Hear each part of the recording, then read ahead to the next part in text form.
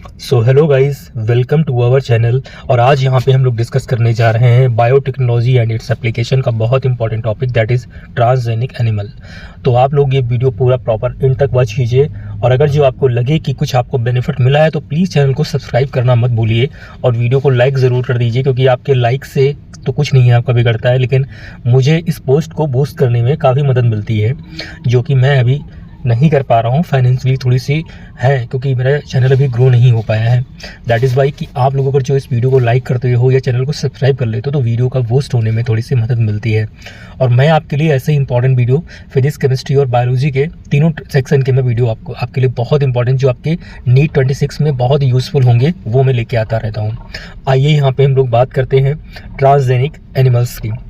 Animal that have had their DNA manipulated to process and express an extra foreign gene are known as transgenic animal। ये definition आपको MBBS first year, BMS first year में बहुत काम आएगी guys. अगर जो आपको theory लिखने को आ गया तो इसी को आप पकड़ के कम से कम 4-5 पेज आप भर सकते हो।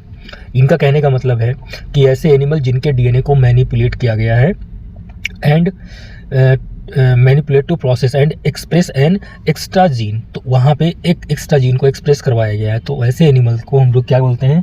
Transgenic animal. Transgenic rat, rabbit, pig, sheep, cow, fish have been produced, although over 95% of all existing transgenic animal are. बहुत इंपॉर्टेंट है माइस।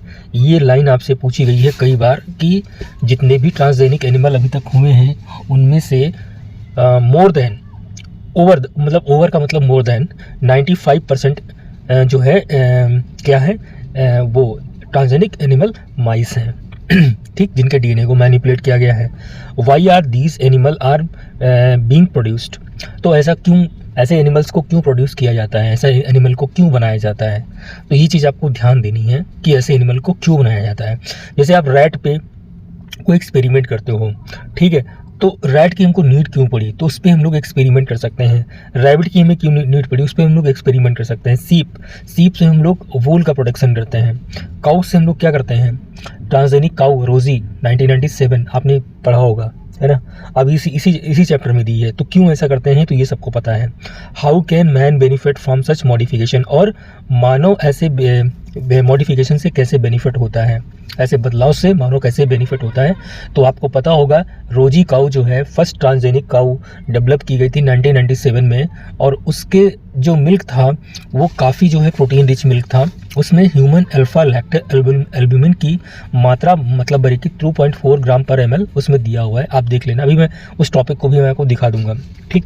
अब यहाँ पे बात करते हैं कि ऐसा क्यों किया गया, तो इसका आंसर यहाँ पे दिया जा रहा है। Normal physiology and development, transgenic animal can be specifically design to allow the study of how gene are regulated. Gene का रेगुलेशन पता करने में कि जीन कैसे रेगुलेशन उसमें होता है, रेगुलेटेड होते हैं, and how they effect the normal function of the body and its development, और ये कैसे हमारे बॉडी के नॉर्मल फंक्शन को चेंज करते हैं। Study of complex factor involve in growth such as insulin like growth factor, insulin like growth factor, यानी growth factor को भी हम लोग यहाँ से पता कर सकते हैं, ठीक है, ठीक है। तो यहाँ से ये चीज़ हम लोग कर सकते हैं। इसके अलावा यहाँ पे लिखा by introducing gene from other species that alter the formation of this factor and studying the biological effect that result information is obtained about the biological role of the factor in the body. मतलब इनका कहने का simple सी बात है कि हमको बहुत सारी चीज़ें हम स्टडी करने में, जैसे कि ग्रोथ फैक्टर वगैरह हो गया, ठीक है, तो इसको जानने में हमें बहुत ज़्यादा मदद मिलती है। इसके बाद में यहाँ पे लिखा है स्टडी ऑफ डिजीजेस, तो अगर जो कोई ट्रांसजेनिक एनिमल है तो उससे हमें डिजीज़ की स्टडी करने में भी काफ़ी मदद मिलती है। जैसे many transgenic animal are design to increase our understanding of how gene contribute to the development of disease. बहुत सारी जीन ऐसी होती हैं, बहुत सारे ऐसे ट्रांसजेनिक एनिमल होते हैं ऐसे डिज़ाइन किए to increase our understanding of how gene contribute to the development of disease. तो ऐसे डिज़ाइन किए जाते हैं ट्रांसजेनिक एनिमल जिससे हमें ये पता चलता है कि उनके अंदर डिजीज़ कैसे बनती है, कैसे डिजीज़ उनके उत्पन्न होती है, ये सारी चीज़ें हमें जानकारी मिलती है। These are specially made to serve as model for human disease so that investigation of new treatment for disease is made possible. अब अगर जो आपको पता चल गया तो आप नया ट्रीटमेंट इसके लिए आप पता कर सकते हो। Today transgenic model exist for many human diseases such as cancer. अब ये क्वेश्चन पूछे गए हैं, कई आज की डेट में ट्रांसजेनिक मॉडल बनाए गए हैं जिनकी मदद से हम लोग बहुत सारी ह्यूमन डिजीजेस के बारे को क्योर कर सकते हैं, जैसे कि कैंसर हो गया, सिस्टिक फाइब्रोसिस हो गया, रूमेटाइड आर्थराइटिस एंड अल्जाइमर। ये 4-5 जो भी आपके दिए हैं, 4 दिए हैं, ठीक है। तो ये ट्रांसजेनिक मॉडल एग्जिस्ट कर रहे हैं, उनकी मदद से हम लोग ऐसी बीमारियों को क्या कर सकते हैं, क्योर कर सकते हैं। अगला जिसकी हम बात कर रहे थे इसी वाले इसमें सेक्शन में दिया है, और ये सेक्शन आपके लिए बहुत इंपॉर्टेंट है गाइस, बहुत बार क्वेश्चन पूछा गया है। बायोलॉजिकल प्रोडक्ट, तो लिखा है कि medicine required to treat certain human disease can contain biological product but such product are often expensive to make, ठीक। तो अगला यहाँ पे दिया है ये line, transgenic animal that produce useful biological product can be created by the introduction of the portion of DNA or gene which code for particular product such as human protein alpha-1 antitrypsin used to treat emphysema। यहाँ पे ये दिया है कि हम लोग अल्फा-1 antitrypsin का use करके एम्फाइसीमा जैसी बीमारियों को ट्रीट कर सकते हैं, बहुत इंपॉर्टेंट है। Similar attempt are being made for treatment of phenylketonuria को भी हम लोग ट्रीट कर सकते हैं, और सिस्टिक फाइब्रोसिस भी यहाँ पे लिखा हुआ है। तो ये सारी चीज़ें आपको पता होनी चाहिए। अगला सेक्शन बहुत बार पूछा गया है, in 1997 the first transgenic cow Rosie produce human protein enriched milk 2.4 gram per litre, ठीक है। The milk contain the human alpha lactalbumin, बहुत बार पूछा गया इसे, और ये एक प्रोटीन है, ये क्या है, प्रोटीन है, ध्यान देना। And was nutritionally a more balance product for human baby that can natural cow milk than can natural cow milk. मतलब अगर जो हम लोग बात करें तो अगर जो रोजी का दूध हम छोटे बच्चों के लिए दें तो जो हमें मदर से कोलेस्ट्रॉल वाला मिल्क की फील आती है ना, तो वैसे ही फील इससे मिलेगी हमें, हमारे बेबी को, ह्यूमन बेबी को, ठीक, बहुत इंपॉर्टेंट है। वैक्सीन सेफ्टी की बात करें, ट्रांसजेनिक माइस आर, बहुत बार पूछा गया, transgenic mice are being developed for use in the testing of the vaccine for vaccine before they are used on human. Transgenic mice are being used to test the safety of polio vaccine, बहुत बार पूछा गया है कि transgenic माइस का उपयोग करके हम लोग पोलियो वैक्सीन की टेस्टिंग करते हैं, है ना। If successfully and found to be reliable, they could replace the use of monkey to test the safety of batches of the vaccine। कई बार पूछा गया है कि सेकेंडरी सेफ्टी टेस्टिंग किसके ऊपर होती है। तो पहले तो आपकी प्राइमरी जो सेफ्टी टेस्टिंग होती है पोलियो की, वो किसके ऊपर होती है, माइस के ऊपर होती है, और दोबारा अगर जो हम लोग सेफ्टी टेस्ट करते हैं तो किसके ऊपर करते हैं, मंकी के ऊपर करते हैं, बहुत बार पूछा गया है। Chemical safety testing, this is known as toxicity safety testing, बहुत बार पूछा गया, इसका दूसरा नाम, केमिकल सेफ्टी टेस्टिंग का दूसरा नाम होता है toxicity safety testing. The procedure is the same as that use for testing toxicity of drugs. Transgenic animal are made that carry gene which make them more sensitive to toxic substance than non transgenic animal. Transgenic animal जो होते हैं उनको ऐसे हम लोग design करते हैं, उनको ऐसे हम लोग बनाते हैं जिनका जो है जो नॉन ट्रांसजेनिक एनिमल से अलग होते हैं, ठीक। They are then exposed to the toxic substance and the effect studied. Toxicity testing in such animal will allow us to obtain result in less time। बहुत इंपॉर्टेंट है ये सेक्शन गाइस, बहुत important था और मुझे बताने के लिए मतलब ये आना पड़ा, और ये काफ़ी इंपॉर्टेंट चीज़ है गाइस। इसके अलावा अगर जो हम लोग बात करें तो ये जो फुल फॉर्म है जियाक की, बहुत बार पूछी गई है, जेनेटिक इंजीनियरिंग अप्रूवल कमेटी, बहुत बार गाइस पूछा गया है जियाक की फुल फॉर्म। इसके अलावा अगर जो हम लोग बात करें, इसके अलावा गाइज ये जो चीज़ पूछी गई है, rice is an important food grain the presence of which goes back 1000 of year in Asia's agriculture history. There are an estimated 2 lakh varieties of rice in the India land, ठीक है।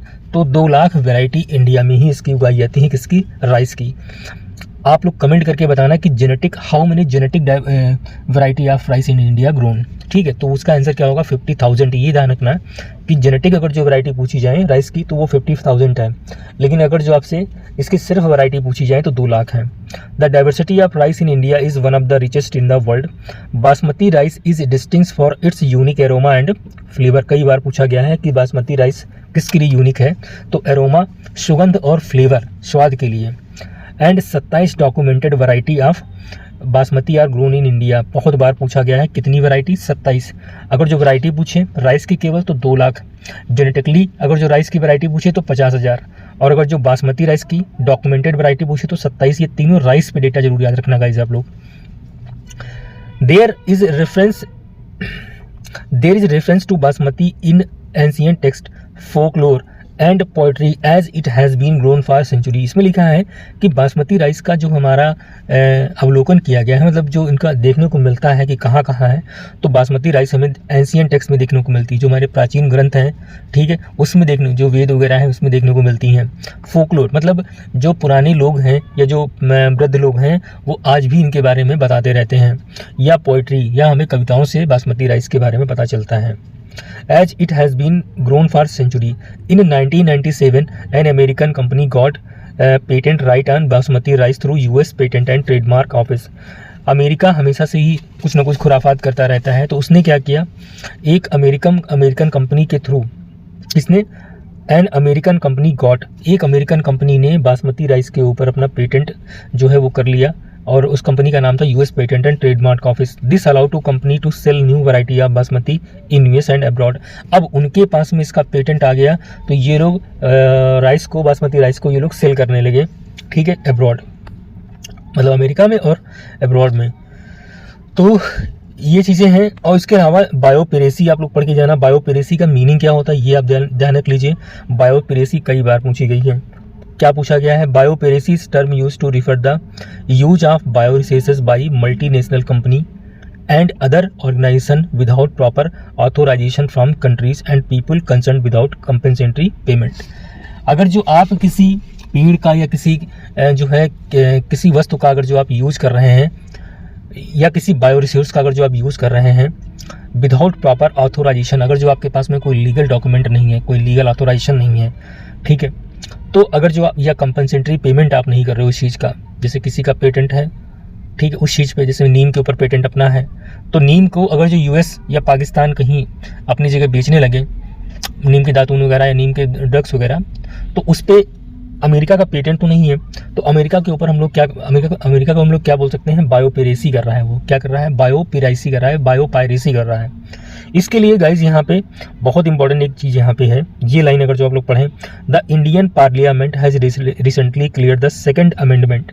ये पूछा गया है कि कौन से अमेंडमेंट, तो second amendment of the Indian patent bill that takes such issue into consideration including patent term of emergency provision, research, development initiative. तो 3 चीज़ों पे इंडिया ने एक सेकंड अमेंडमेंट लाया था हमारे कॉन्स्टिट्यूशन में, किसको, बायोपेरेसी को लेके, कि कोई ऐसे चोरी ना कर ले जाए हमारे यूजफुल बायो रिसोर्सेज को, ठीक है। तो उसके लिए इंडिया ने एक अमेंडमेंट लाया, एक संशोधन किया था संविधान में, ठीक है। तो उसकी जगह पे इमरजेंसी प्रोविज़न लाए गए।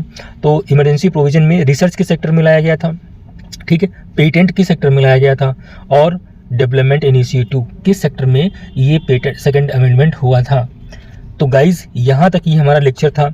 अगर जो ऐसे ही लेक्चर आपको पसंद आए हों, या अगर जो आपको लेक्चर ये देखने में अच्छा लगा हो और आपको कुछ बेनिफिट इससे लगा हो कि हाँ भाई हमको बेनिफिट मिला, या हमारे कुछ चीज़ें दिमाग में रिकॉल हो गई, तो प्लीज़ चैनल को सब्सक्राइब कर देना और वीडियो को जरूर लाइक कर देना। फिर मिलते हैं ऐसे ही इंपॉर्टेंट वीडियो के साथ में, तब तक के लिए बाय, और पढ़ते रहिए, ठीक है। और जो है अपने टेस्ट सीरीज़ को देखो। अब तो नीट का एप्लीकेशन फॉर्म भी आ गया है, तो अभी आप एप्लीकेशन फॉर्म को फिल कीजिए बहुत अच्छे से, गलतियां मत करना, क्योंकि रिजेक्शन के बहुत चांसेस हैं इस बार, सुना है, ठीक है। तो आप लोग बहुत अच्छे तरीके से कीजिए फॉर्म को फिल।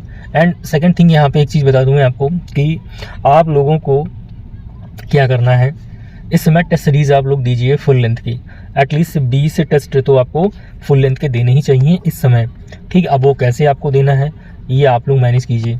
फुल लेंथ के 20 टेस्ट, वो भी अच्छी कोचिंग के, वैसे रैंडम टेस्ट नहीं देने हैं कि लाइन टू लाइन वो क्वेश्चन जो है दे रहे हैं उसका आंसर आपको पता है, वैसे क्वेश्चन नहीं करने हैं। क्वेश्चन आपको वैसे करने हैं जिसमें थोड़ा सा आपका दिमाग लगे, भले ही आपके नंबर कितने हैं 560, इससे कोई मतलब नहीं है 560 या 580 नंबर आए, इससे कोई मतलब नहीं है, ठीक है। लेकिन आपको टेस्ट वैसे अटेम्प्ट करने हैं जो टेस्ट आपको थोड़े से लगे कि हाँ वो नीट के लायक टेस्ट हैं। मिलते हैं फिर अगली वीडियो में, तब तक के लिए बाय और पढ़ते रहिए।